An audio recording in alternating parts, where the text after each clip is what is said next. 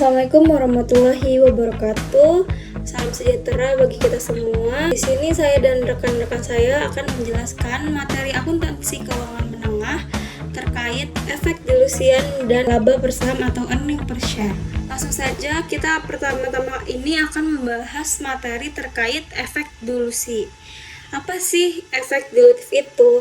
Efek dilutif adalah penurunan laba per saham yang terjadi karena adanya penambahan saham biasa dari instrumen keuangan yang dapat dikonversi. Instrumen ini tuh disebut sebagai potential ordinary share, yang dimana pada saat ini itu belum bisa dikonversi, tetapi di masa mendatang itu akan dapat dikonversi. Teman-teman, analogi sederhananya itu seperti ini. Jadi ibaratkan laba perusahaan itu adalah seloyang pizza, dan jumlah saham ini adalah jumlah orang yang memakan pizza tersebut. Sedangkan efek dilutif itu adalah kupon hak untuk memakan pizza yang belum ditukarkan. Jadi ketika kupon itu ditukarkan, maka pizza yang dimakan oleh orang ini tuh semakin sedikit dan semakin kecil. Seperti itu, teman-teman. Kenapa sih efek dilutif itu penting, teman-teman? Efek dilutif itu penting karena investor itu tidak hanya melihat kondisi perusahaan di masa sekarang saja, tetapi investor juga melihat kondisi perusahaan di masa depan.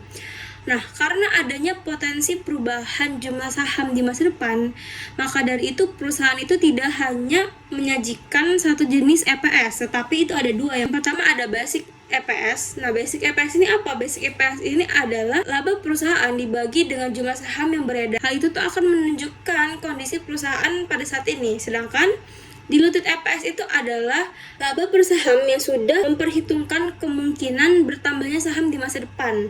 Nah, hal ini tuh akan menunjukkan kondisi yang lebih konservatif. Nah, sekarang kita masuk ke dilutif versus anti dilutif atau perbedaan di antara efek dilutif dan anti dilutif. Nah, efek dilutif ini terjadi ketika jumlah saham itu bertambah sehingga laba yang sama itu harus dibagi ke lebih banyak saham. Nah, akibatnya EPS itu menjadi lebih kecil. Ya, teman-teman, ketika saham beredar dan nambah, EPS-nya itu menjadi lebih kecil. Sedangkan kalau efek dilutif itu terjadi ketika penambahan saham itu tidak menurunkan EPS, sehingga itu justru memberikan gambaran yang terlalu baik. Jadi perbedaannya itu ada ketika pada saat si saham ini bertambah. Nah, ketika saham ini bertambah, kalau misal EPS-nya ini turun, berarti dia menyebabkan dilutif. Sedangkan kalau misalnya EPS-nya itu naik, maka itu adalah efek anti dilutif. Nah, kenapa hanya instrumen yang bersifat dilutif yang dimasukkan ke dalam perhitungan diluted EPS? Yang dimasukkan ke dalam perhitungan diluted EPS itu hanya efek dilutif, karena tujuan utama EPS dilution adalah untuk mengetahui skenario terburuk bagi pemegang saham. Jadi kayak kalau misalnya di masa depan itu mungkin nih nanti perusahaan ini laba per sahamnya akan naik atau akan turun, seperti itu, teman-teman. Selanjutnya itu ada jenis-jenis instrumen yang penyebab dilusi. Yang pertama ada convertible debt atau utang yang dapat dikonversi. Convertible debt ini itu biasanya adalah obligasi yang dapat dikonversi menjadi saham biasa. Nah, yang kedua itu ada convertible preference share. Nah, ini adalah saham preference yang dapat dikonversi. Yang ketiga ada share option dan warrants. Ini adalah hak atau opsi untuk membeli saham di masa depan dalam harga tertentu. Jadi kayak ada hak spesial untuk membeli saham di masa depan dengan harga tertentu. Nah, tiga instrumen ini itu adalah potential ordinary share, teman-teman. Tadi kan sudah dijelaskan juga di awal. Ini tuh adalah potential ordinary share. Selanjutnya kita akan membahas salah satu jenis instrumen potential ordinary share. Yang pertama itu ada convertible debt atau utang yang dapat dikonversi. Convertible debt adalah obligasi yang diubah menjadi saham biasa. Nah, memiliki karakteristik itu seperti memiliki sifat seperti hutang karena ada bunga dan pokok. Ini maksudnya adalah kita memiliki tagihan untuk membayar hutang pokok dan bunganya, kayak seperti itu. Nah, kedua itu memiliki opsi untuk dikonversi menjadi saham. Nah, alasan perusahaan itu menerbitkan convertible debt itu yang pertama, meningkatkan ekuitas tanpa langsung mengurangi kendali. Yang kedua ada mendapatkan biaya pinjaman yang lebih murah. Investor itu memilih untuk mengkonversi obligasinya. Investor itu memilih untuk mengkonversi obligasinya itu ketika nilai saham yang akan didapatkan itu lebih tinggi dibandingkan dengan dari pendapatan bunga obligasi, teman-teman. Jadi ketika si investor ini merasa lebih untung untuk mengkonversi obligasi menjadi saham dibanding mendapatkan bunga obligasi tersebut, maka si investor itu akan mengkonversi obligasinya. Jadi tujuan utamanya itu untuk mendapatkan keuntungan sebenarnya. Selanjutnya kita masuk ke akuntansi convertible debt. Nah, di dalam akuntansi, convertible debt ini tuh diperlakukan sebagai instrumen campuran karena terdiri dari komponen liabilitas dan komponen ekuitas. Perusahaan itu menggunakan metode with and without untuk menilai instrumen campuran ini. Nah, di sini tuh ada gambar. Ini tuh adalah bagaimana cara perhitungan agar kita tuh dapat memisahkan komponen liabilitas dan komponen ekuitas. Di sini ada 3 step. Yang pertama itu yang warna biru itu adalah menentukan nilai wajar dari komponen liabilitas dan komponen ekuitas. Jadi bisa dibilang yang biru ini adalah komponen campuran dari liabilitas dan ekuitas tersebut. Nah, yang kedua adalah menentukan fair value dari atau nilai wajar dari komponen liabilitas menggunakan present value dari arus kas yang menggunakan suku bunga. Jadi kita akan menghitung komponen liabilitas itu menggunakan present value. Nah, nanti yang ketiga itu bagaimana cara menentukan komponen ekuitasnya. Jadi komponen campuran yang pertama itu akan dikurangi dengan komponen liabilitas, maka akan menemukan komponen ekuitas. Nah, selanjutnya itu akan dibahas di contoh soal selanjutnya. Nah, di sini ada contoh soal. Rose Group itu menerbitkan 2000 lembar obligasi dapat dikonversi pada awal tahun 2019. Obligasi memiliki jangka waktu 4 tahun dengan suku bunga obligasi sebesar 6% dan diterbitkan pada nilai yang sama dengan nilai nominal itu 1000 euro per lembar. Uang yang diterima dari penerbitan ini adalah 2 juta euro. Bunga terutang secara tahunan ini pada tanggal 31 Desember. Tiap obligasi dapat dikonversi menjadi 250 lembar saham biasa bernominal 1 euro per lembar. Nah, suku bunga pasar atas obligasi dan konversi adalah 9%. Nah, ini jawabannya. Yang pertama, ini adalah untuk akuntansi pada saat penerbitan. Kita lihat di kotak yang pertama itu nanti yang akan kita hitung. Pertama, present value dari obligasi. Nah, yang kedua adalah bunga obligasinya. Bunga obligasi tadi itu adalah suku bunganya 6%, berarti 2 juta euro dikali 6%, maka akan mendapatkan hasil 120.000 euro per tahun. Selanjutnya, kita akan mulai menghitung komponen liabilitas di kotak yang kedua. Nah, yang kedua itu ada present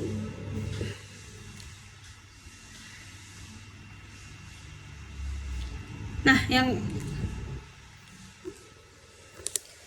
kedua ini adalah pertama, kita akan menghitung present value dari obligasi tersebut menggunakan suku bunga pasar dan suku bunga pasar itu 9% dan waktu 4 tahun. Jadi 2 juta euro dikali 0,70843 itu maka akan mendapatkan hasil 1.416.850 euro. Nah, selanjutnya caranya kita akan menghitung bunganya juga. Jadi kita akan menghitung present value dari bunga obligasi tersebut menggunakan suku bunga anuitas. 120 euro dikali dengan 3,23972 akan mendapatkan hasil 388.756. Nah, kedua komponen tersebut itu ditambah maka akan mendapatkan komponen liabilitas dengan hasil 1.805 sekian.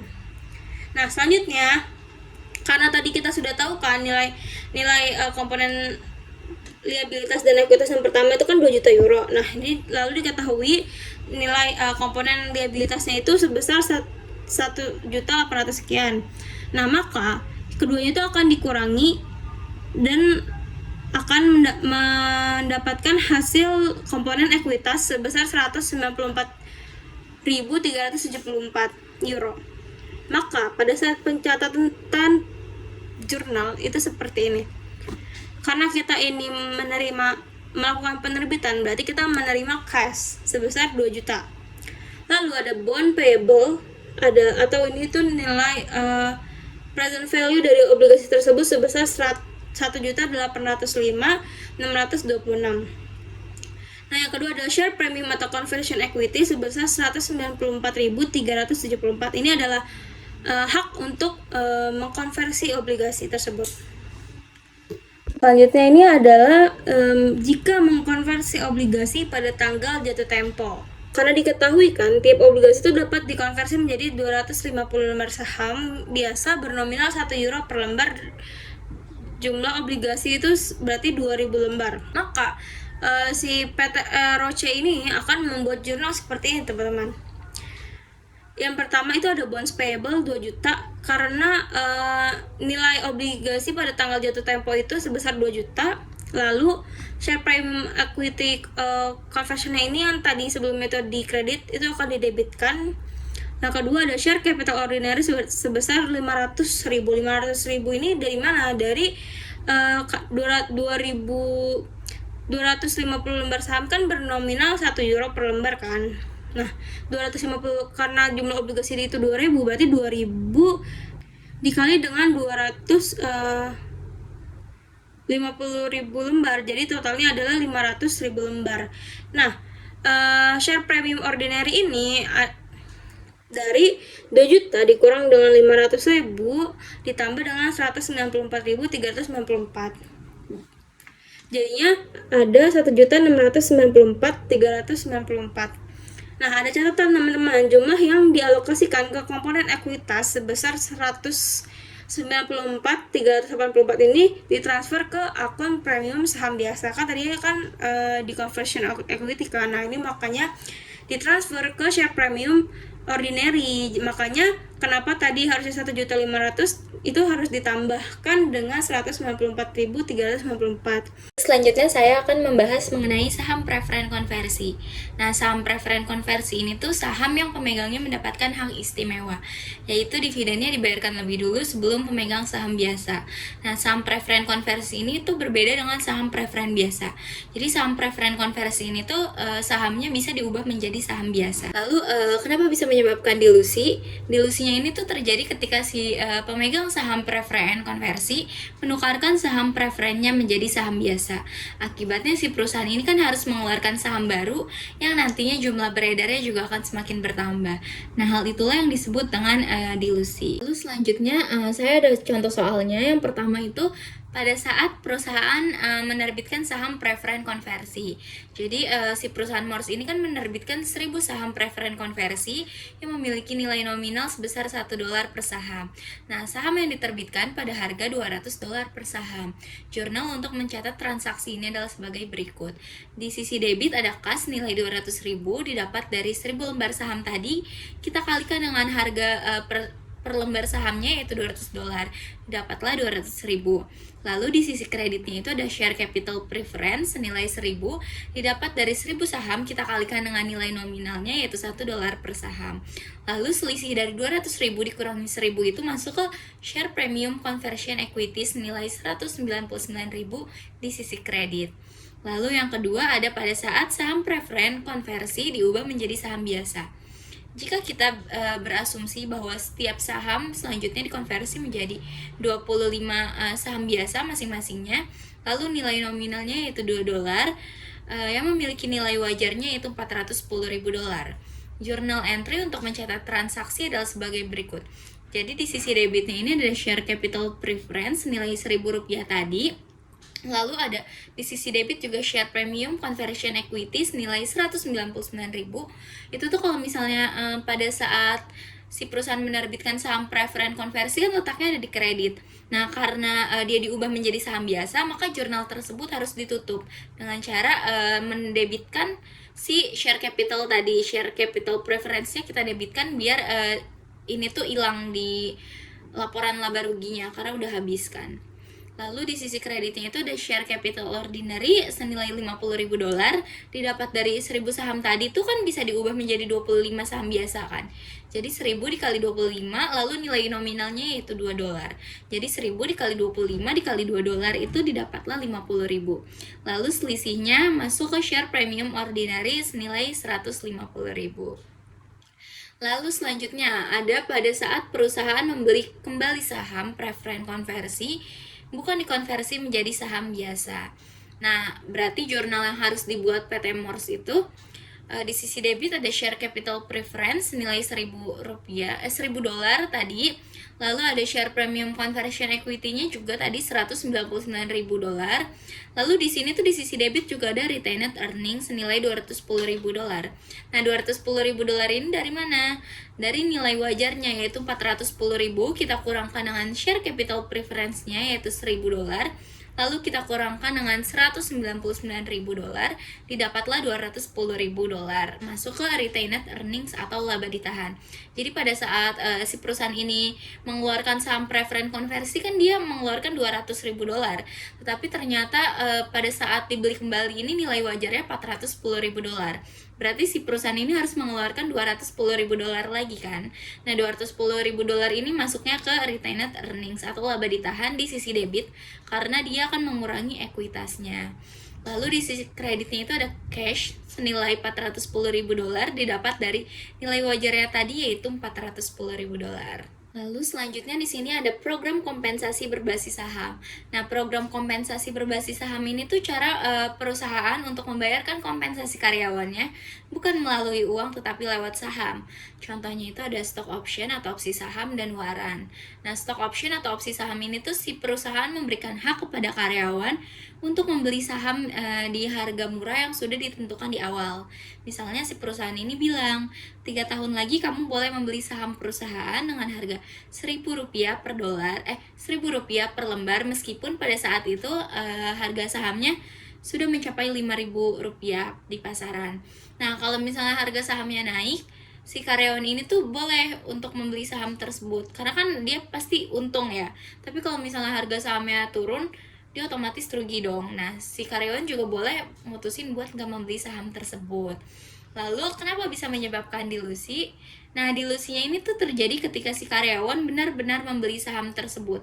Akibatnya kan si perusahaan ini harus mengeluarkan saham baru yang nantinya jumlah saham beredarnya juga akan semakin bertambah. Di sini ada pengertian waran. Jadi waran itu efek yang ngasih hak ke pemegangnya buat beli saham perusahaan penerbit di harga dan waktu yang udah ditentukan. Jadi si waran ini tuh mirip-mirip sama opsi saham tadi ya teman-teman. Nah, ciri-cirinya itu si waran ini tuh hak bukan kewajiban, jadi boleh dibeli boleh juga nggak dibeli.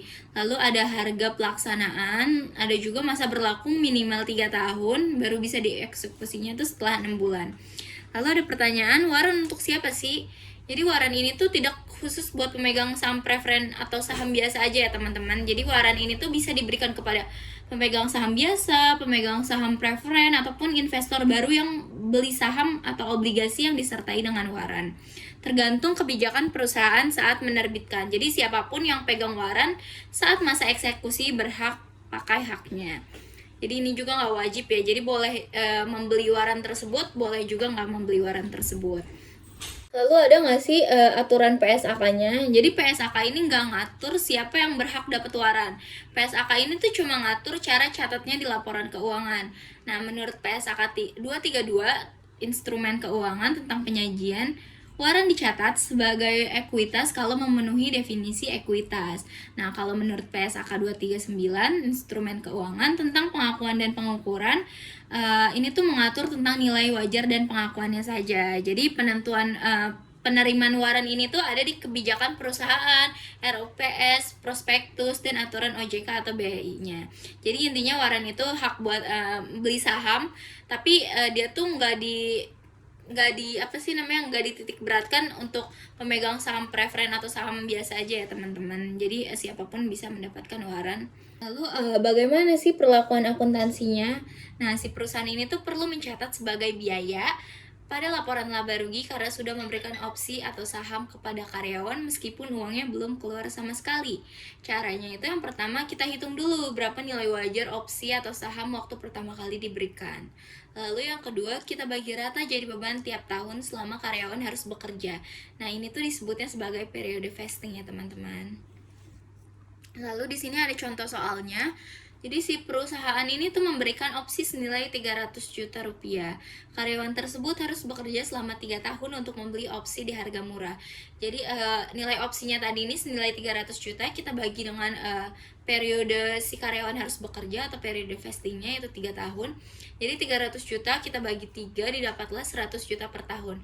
Nah 100 juta per tahun ini tuh harus kita catat di laporan laba rugi karena akan mengurangi laba pada tahun tersebut. Misalnya tiap akhir tahun selama 3 tahun nih, kita punya contoh pada tanggal 31 Desember 2014 si perusahaan mencatat beban kompensasi senilai 100 juta tadi di sisi debit, lalu di sisi kreditnya ada premi saham opsi saham senilai 100 juta di kredit.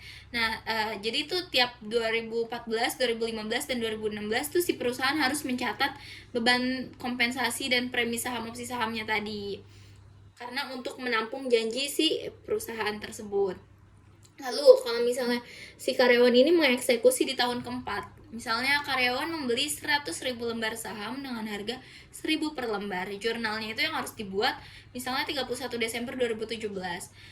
Di sisi debit ada kas nilai 100 juta didapat dari 100.000 lembar saham tadi, kita kalikan dengan harga per lembarnya yaitu 1.000, didapatlah 100 juta.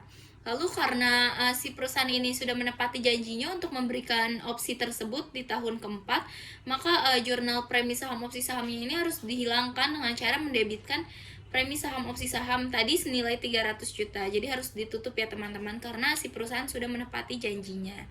Lalu di sisi kredit juga ada modal saham senilai 100 juta didapat dari tadi 100.000 lembar saham kita kalikan dengan harga per lembarnya yaitu 1.000 didapat 100 juta. Selisihnya masuk ke premi saham agio saham senilai 300 juta. Mungkin segitu saja penjelasan dari saya. Materi selanjutnya akan dijelaskan oleh rekan saya Mahabatu Nisa. Selanjutnya, saya akan membahas terkait struktur modal perusahaan dan hubungannya dengan laba per saham atau EPS. Struktur modal perusahaan itu ada dua. Ada struktur modal sederhana dan struktur modal kompleks. Struktur modal sederhana adalah ketika perusahaan hanya memiliki saham biasa atau tidak memiliki instrumen lain, sehingga tidak ada kemungkinan adanya penambahan jumlah saham di masa depan yang mengakibatkan penurunan laba per saham. Jadi, untuk struktur modal perusahaan sederhana ini, dia hanya menghitung basic EPS-nya saja. Lalu, untuk struktur modal kompleks adalah ketika perusahaan memiliki efek-efek lain seperti obligasi konversi, saham preferen konversi, opsi, atau waran. Nah, ketika efek-efek tersebut berhasil dikonversi, maka penambahan jumlah saham sehingga mengakibatkan laba per sahamnya itu turun. Maka itu yang disebut dengan efek diluted. Sehingga perusahaan harus melaporkan perhitungan diluted EPS-nya. Jadi, untuk struktur modal kompleks ini, perusahaan menghitung basic EPS dan juga diluted EPS-nya. Untuk basic EPS itu sendiri, rumusnya adalah laba bersih dikurangi dengan dividen saham preferen dibagi dengan jumlah rata-rata tertimbang saham yang beredar. Kenapa harus dikurangi dengan dividen saham preferen? Karena EPS itu berfokus kepada pemegang saham biasa. Jadi, ketika ada saham preferen, maka hal tersebut harus diprioritaskan. Nah, sehingga laba bersihnya dikurangi dulu dengan dividen saham preferen dan hasilnya dibagikan ke pemegang saham biasa. Dalam menghitung laba per saham, kita juga tidak bisa kalau cuma menggunakan saham yang beredar di akhir tahun. Karena jumlah saham beredar itu bisa berubah-ubah selama satu periode. Mungkin karena perusahaan menerbitkan kembali saham baru, atau mungkin karena perusahaan membeli kembali sahamnya. Sehingga digunakanlah konsep rata-rata tertimbang saham yang beredar. Jadi, di struktur modal sederhana kan tadi perusahaan hanya perlu untuk menghitung basic EPS-nya saja.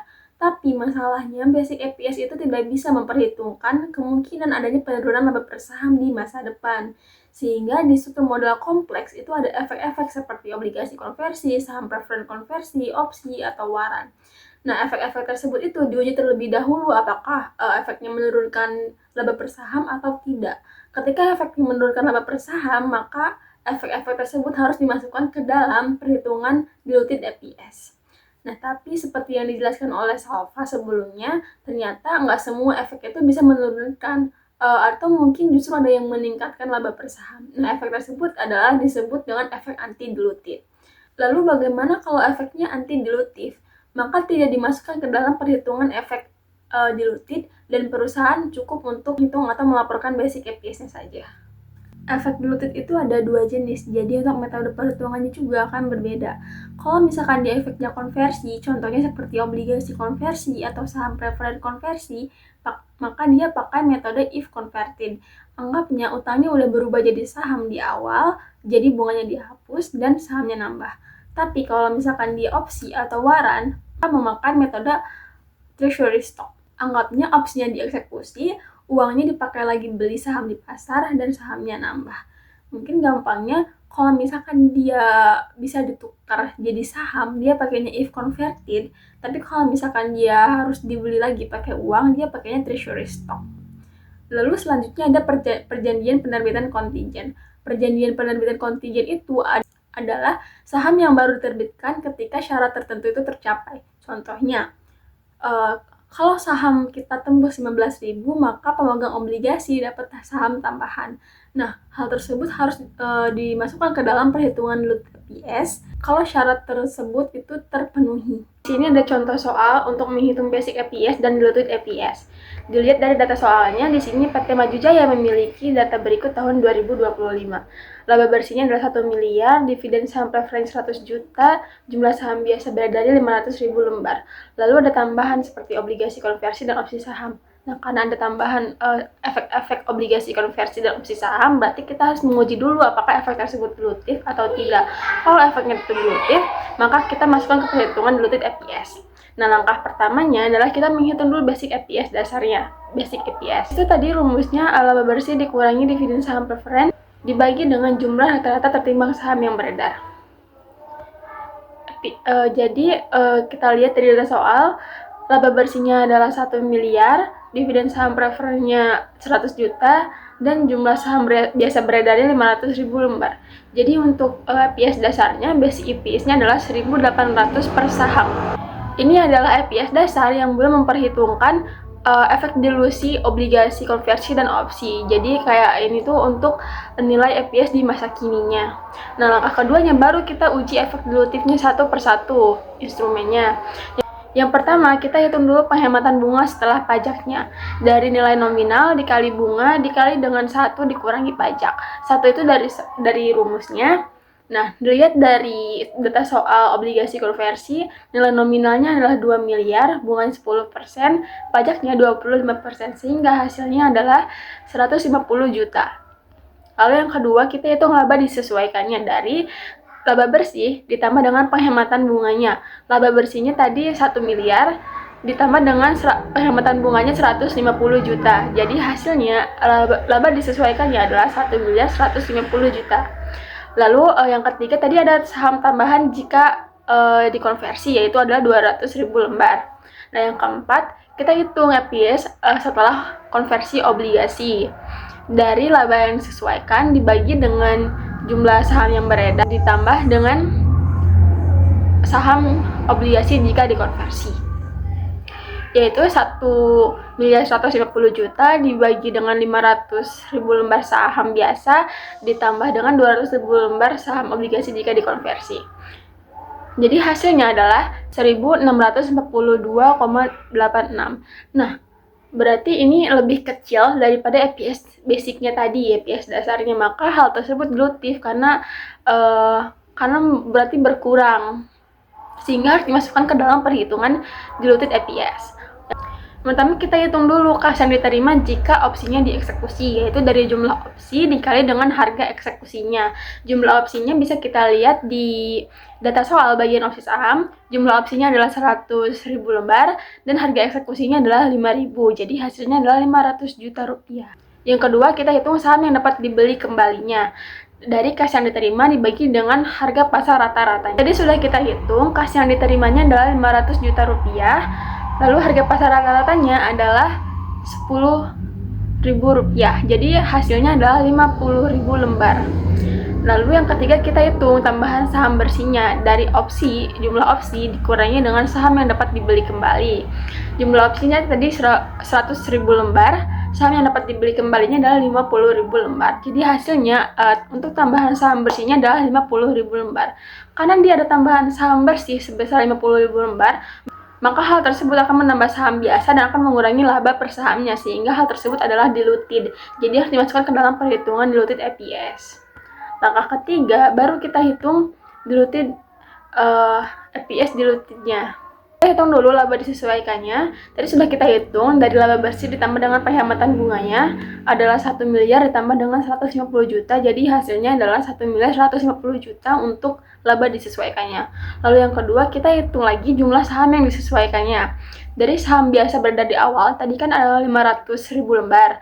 Lalu saham dari obligasi konversi yaitu 200.000 lembar, dan tambahan saham dari opsi yaitu 50.000 lembar. Jadi total saham disesuaikannya adalah 750.000 lembar. Nah, baru kita hitung diluted EPS-nya dari laba disesuaikan dibagi dengan total saham disesuaikan. Laba disesuaikannya 1 miliar 150 juta dibagi dengan total saham disesuaikannya 750.000 lembar. Jadi hasilnya adalah 1.533,33 per saham. Jadi ringkasan hasilnya adalah EPS dasarnya tadi 1.800 per saham. Nah, EPS dilusiannya setelah kita hitung adalah 1.533,33 per saham. Jadi ada penurunan EPS sebesar 266,67 per saham. Baik teman-teman, cukup sekian materi yang dapat kami sampaikan. Apabila ada yang kurang jelas atau yang tidak dapat dipahami, bisa ditanyakan di kolom komentar, bisa kita diskusikan bersama. Mungkin cukup sekian dari kami. Assalamualaikum warahmatullahi wabarakatuh.